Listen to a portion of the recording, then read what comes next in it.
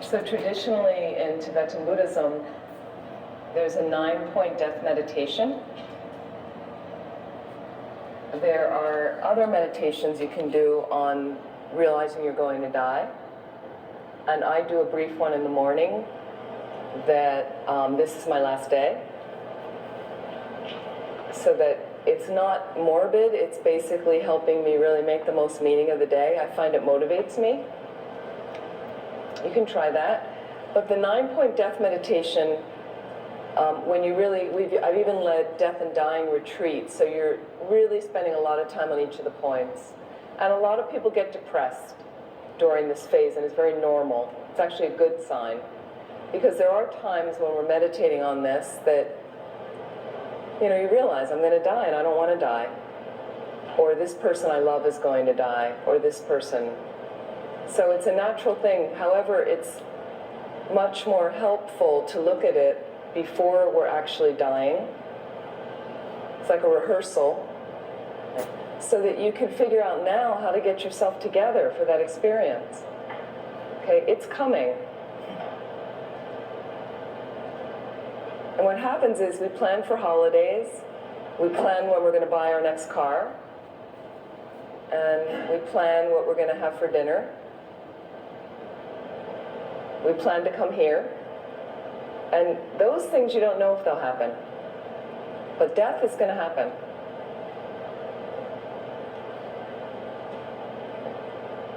So we're going to look at a few of these points.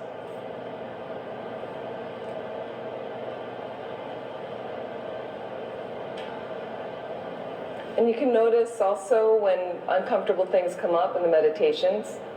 Some of you have notebooks, or some of you jot down, but it's a good place to start the work, is to look at what's going on here. Why am I so uncomfortable with this? Or that gives you insights about yourself.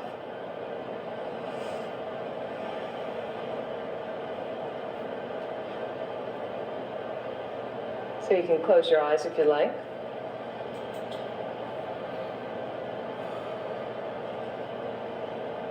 We'll bring the focus inward.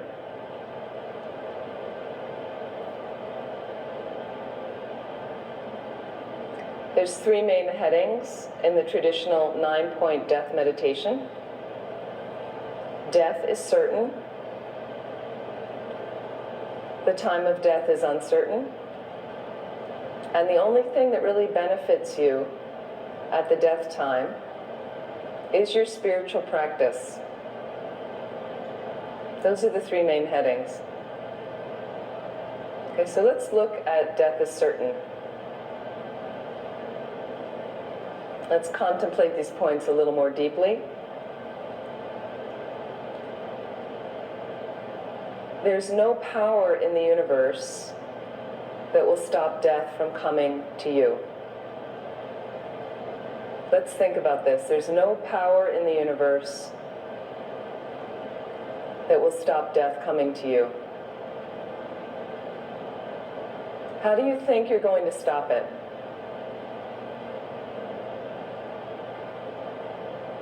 Just look at your escape hatches.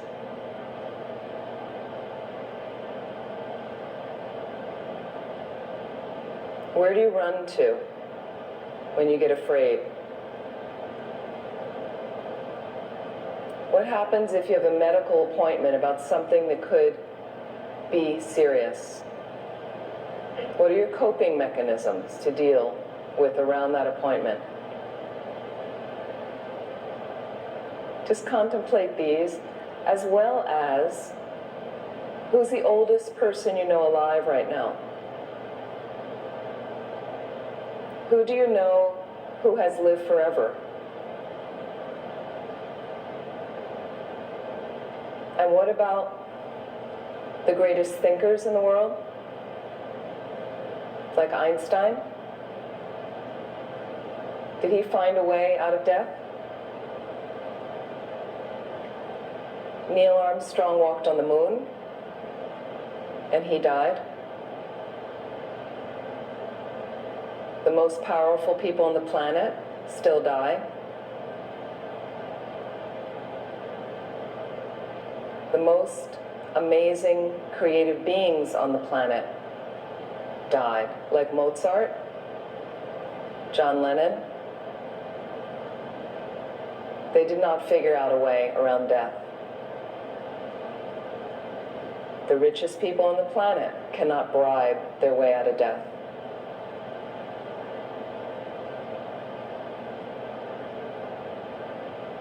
Try to focus individually on these different situations, slowly,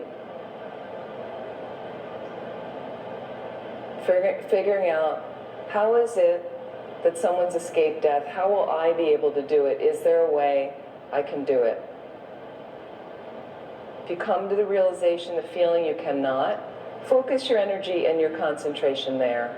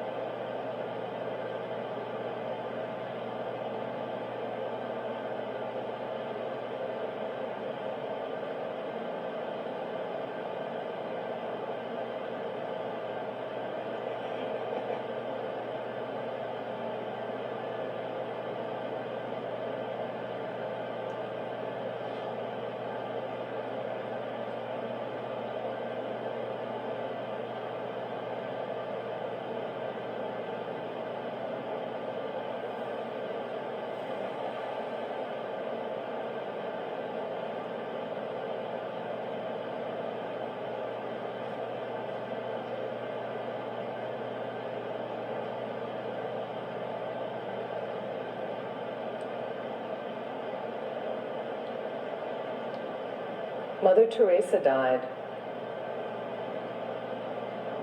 Jesus died. Even the Buddha died.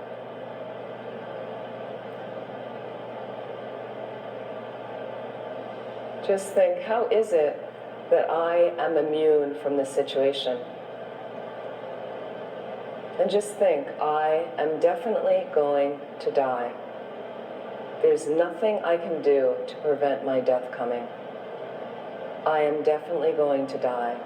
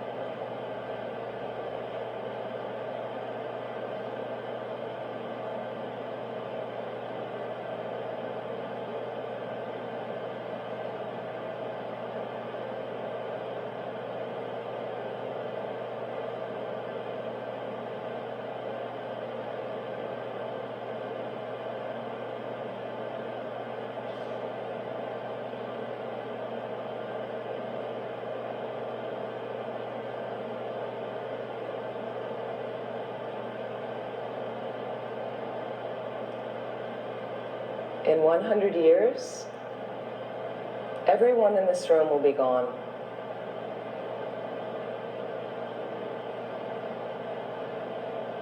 And there's no way we'll be able to change that. And every moment,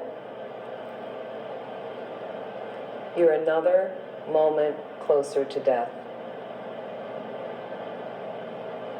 We're another Saturday closer to death right now. You're another weekend closer. Another morning closer. And time is slipping away. Your birth was as if you were dropped out of a plane without a parachute. Every moment we're closer and closer to our death. Just contemplate the fleeting nature of your life. Every moment. Every bite of food you eat, you're a bite closer. Every step you take, you're a step closer to death.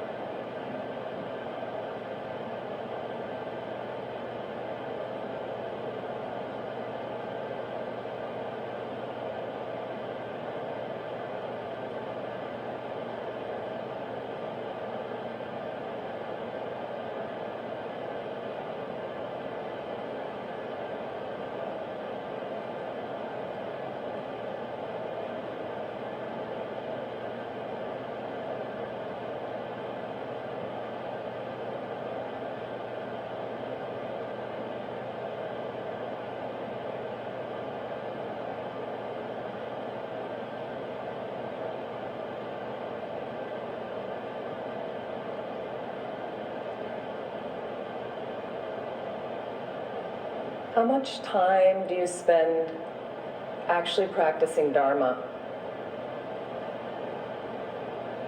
In a sense, practicing Dharma could be keeping your mind away from delusion, away from negative patterns when they arise, as well as a formal practice of meditation, study, reading, retreat.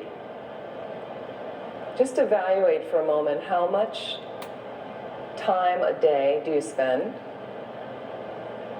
and how that translates to how much time in your life.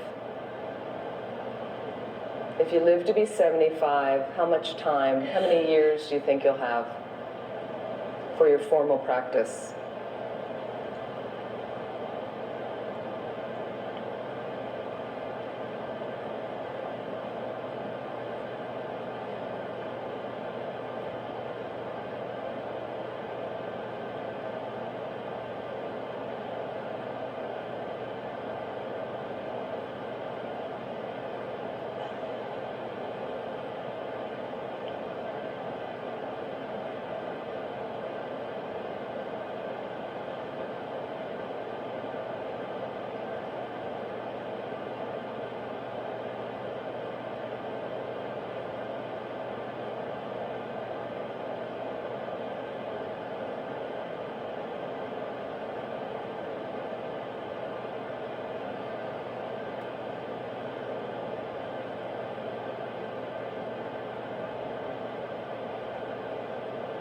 not a lot of time generally. So from these points, under death is certain, make a determination. I must get to my practice. I must spend time and either develop a practice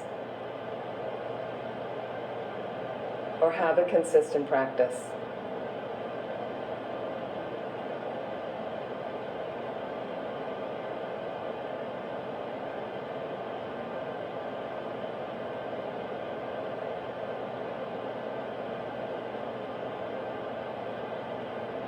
This is what will be there when you're dying. Your practice. So let's look at the time of death as uncertain. The time of death is uncertain. Harder point to realize. Because a lot of us understand we'll die. We think it will happen when we're old. We even say that, when I'm old. More realistic to say, if I live to be old.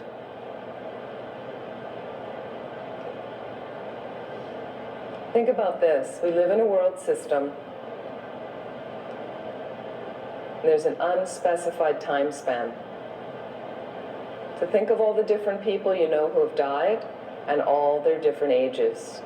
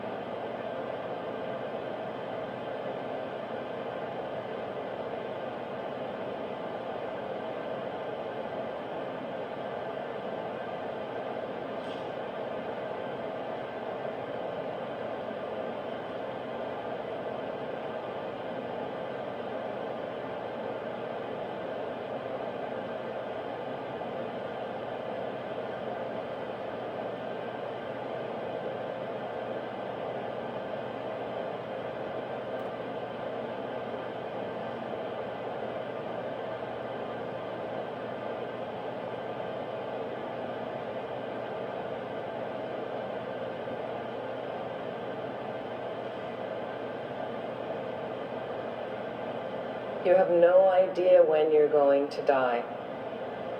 No idea. Could be today. Certainly hope not, but it could be today. So think about the many things that are out there that tend to contribute to your death. So few things really keeping you alive. It's literally just the difference between an exhalation and an inhalation.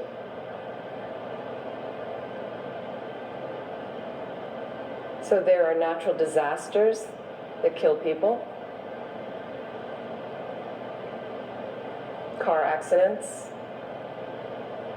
plane crashes,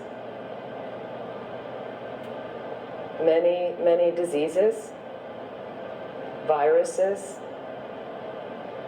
bacteria.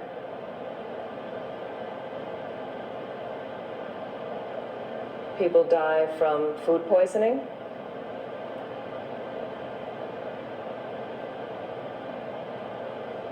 And mismedication.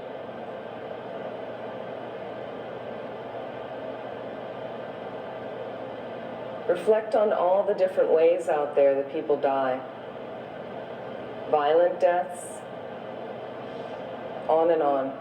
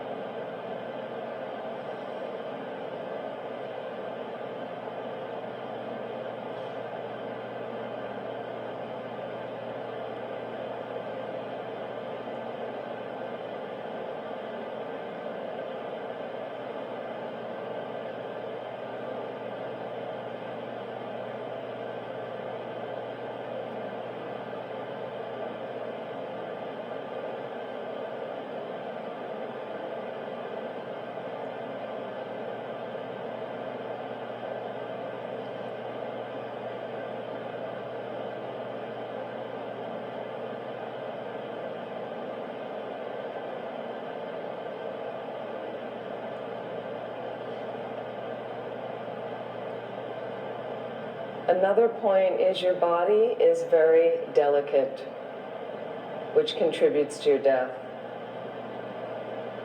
So it's not an earthquake that kills people, it's the buildings that fall down on their head that kill them.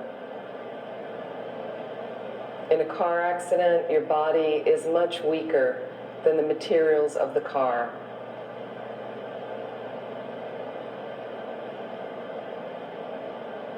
You go in the hospital for a minor procedure, and people die all the time from something else, from a complication.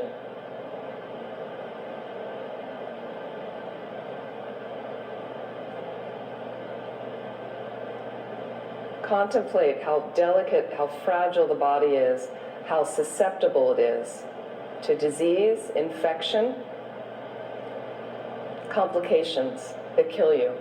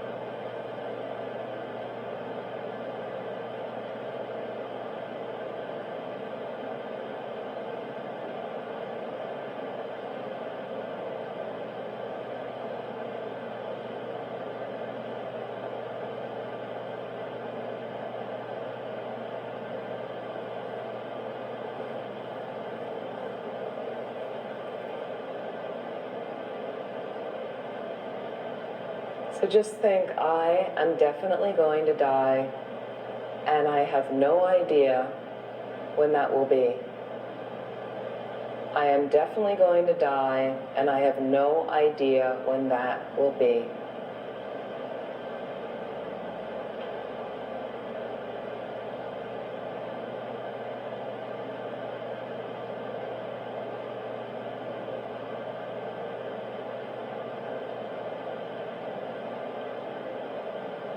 And if you can, if you feel like it, generate a determination from these points that not only must I practice and will I get my practice together, but I'll do it now.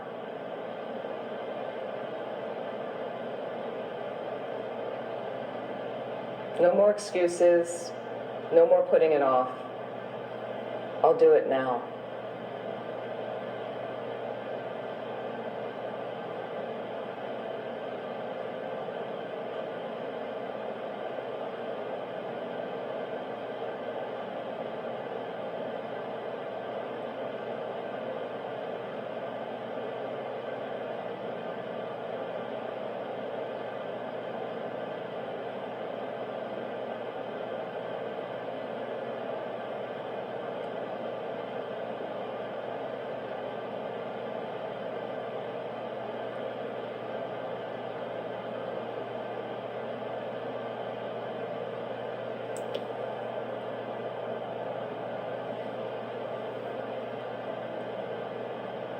So the last main heading, what best benefits us at the death time is our spiritual practice.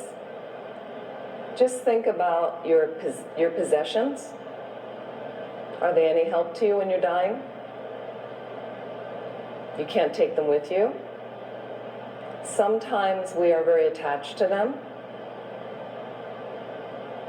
It can cause us torment. What about friends and family? They can certainly make us more comfortable.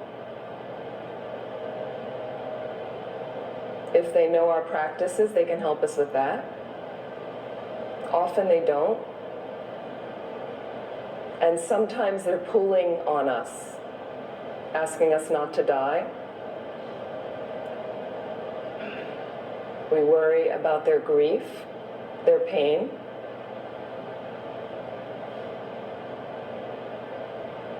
Sometimes they're crying over us.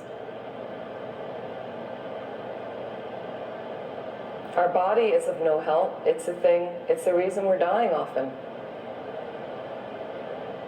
Just have a look at those 3 points: your possessions, your friends and family, and your body, and really evaluate how much of a help they will be to you at the death time.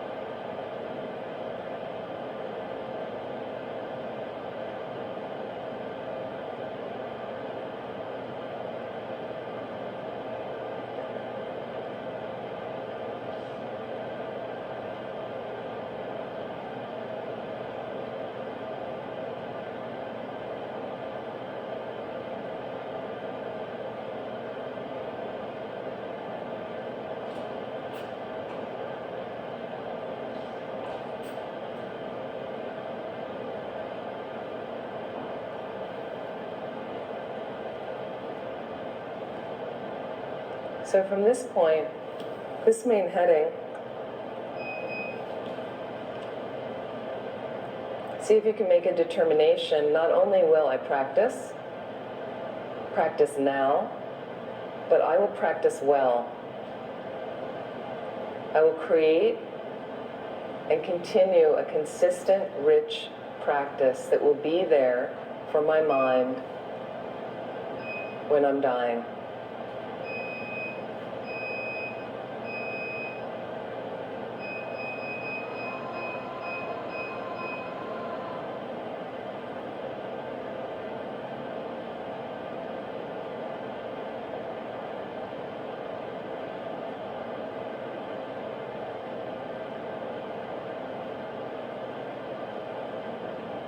Please relax.